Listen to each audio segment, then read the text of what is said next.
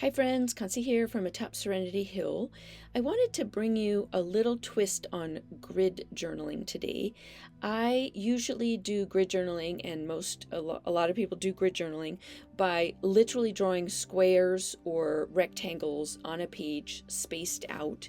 And I thought that I would like to try, I've done this before with different things, mostly circles, but I thought it would be interesting to try it out with my new stamp collection. So I grabbed some of my larger stamps and I'm using them as the shapes to form a very abstract loose grid on the page using just a Sharpie marker. I'm using a Sharpie because it's waterproof and I have no idea at this point what I'm going to do. I assume I'll do something water-based because I usually do. So, this is another way to use some of your really large stamps. Just can you use the outlines as shapes to create a grid? I wanted this to be something that would help you when it comes to the blank page. That tends to be a hold up for many people. Like coming to a blank white page just feels overwhelming. But if you can take your page and break it up into little shapes and think about each of those shapes more as an individual section to work in, it can feel less overwhelming. And you can come and add things to the shapes that are left a little bit at a time. 5 minutes here, 10 minutes there. You could just leave it on your desk and just start adding in to each one. So I decided to start with collage. So I picked up a bunch of papers that I just had lying around, because that's what we all do, have papers just lying around, and just started gluing down little bits to each of the sections. Now again, you can glue down a couple bits, walk away, come back the next day, glue some more bits, walk away. This doesn't have to be a project that you sit and do over a long period of time, but if you have the time, then this took me probably about 45 minutes to do from beginning to end. So it's, a nice hour to spend with your creative practice. And it's also a great way to just play with organic shapes. Like I'm just ripping the paper and letting it be whatever happens. I'm letting the colors, the colors are kind of going together, mostly because I had picked up papers that went together with these greens and pinks, a little bit of coffee dyeing. So, they can match. They don't have to match. They could be things you rip out of a magazine or, little bitty photos that you might have. Whatever you have, if you want to punch shapes and put them in there, this is just your playground to play in with these shapes and fill in however you want.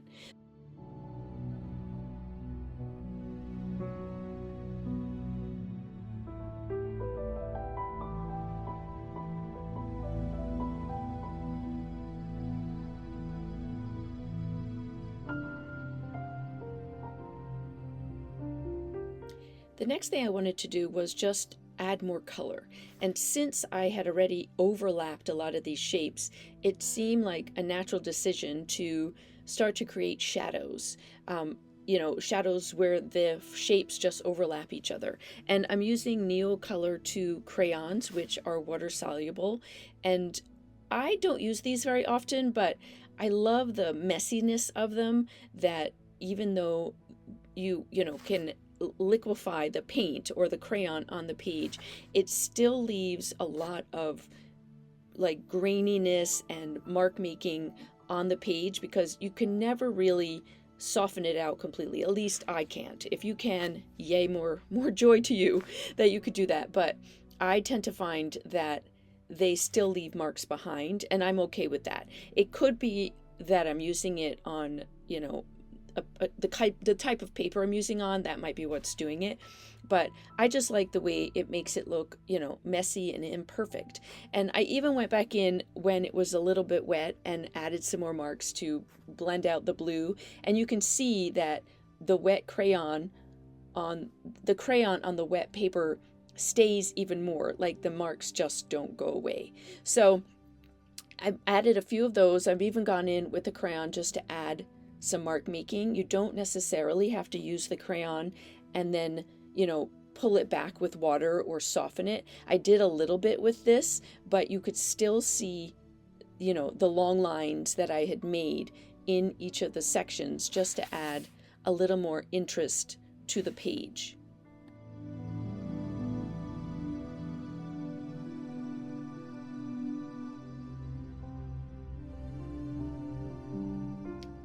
So once I'd added some of the crayons, then it still needed a shape or something contrasty. Everything felt very samey, and I had this big piece of, I think I had coffee dyed it from what I can tell, and then I dyed some other things on top of it. I've been playing with a lot of painted papers, and I just punched out circles to add a very specific shape. Everything was very organic at this point, and also to add some contrast, something a little bit darker. And funny enough, as I was gluing them down, I don't know if you see this, but you won't be able to unsee it, I started seeing fried eggs all over my page, which I thought was hilarious. So, it's kind of funny when you're doing like a collage piece or an art journal page or just playing with your creativity, what will pop into your head and what will show up. And I could have leaned into the eggs, but I didn't. I found it funny and just moved on. But pay attention to that, like what popped in, what images pop in, what does it make you think about as you're playing, and how can you take that as an inspiration maybe for the next step. So I'm just shading here with a Stabilo All pencil, which is also water soluble. You can see why I used a waterproof Sharpie at the beginning, because now I've added so much water to this that it would have bled the lines. So just bear that in mind.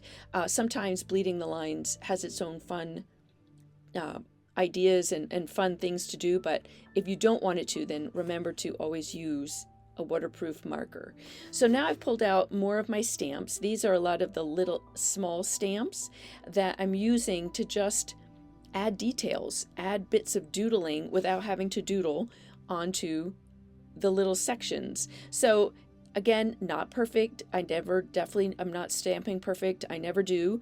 I'm in a journal that is open and has things on both sides of the pages. So you're constantly playing with texture that's on other pages when you're stamping. And I like the fun surprise, the what if will happen when that happens. So I just started playing with all my stamps, adding in bits here and there, just with black ink. You could have gone with colored ink to add even more color and dimension and contrast in here, but I just went with black, and just to see how I could fill up the sections. At first I stayed within the sections, and then after a while you'll notice that I went outside the sections to break the edges, to just add another line of interest where outside of the shape that I had made, it breaks it up a little bit and gives your eye a place to wander and try to see, what's going on the page.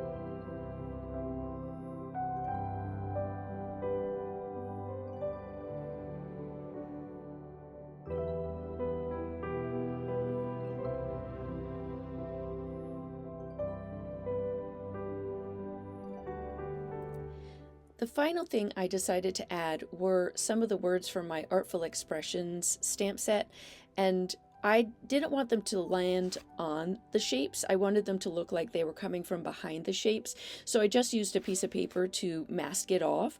And if it didn't come out like a letter, felt like it needed a little help, I just used the Stabilo All to add back in that part of the letter. But I love the way it came out, and it gave the background behind all the shapes just a little more interest, a little more fun.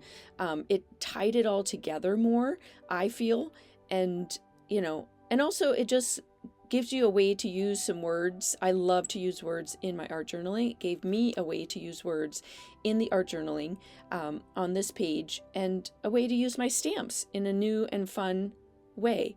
So I hope you enjoyed this. I hope you got some inspiration from it. If you try it, I would love to know. Feel free to comment below. If you're new here, please subscribe. And then, always give it a thumbs up. That always helps other people find my channel. Thanks so much for joining me today, people, my friends, and I will see you soon in another video.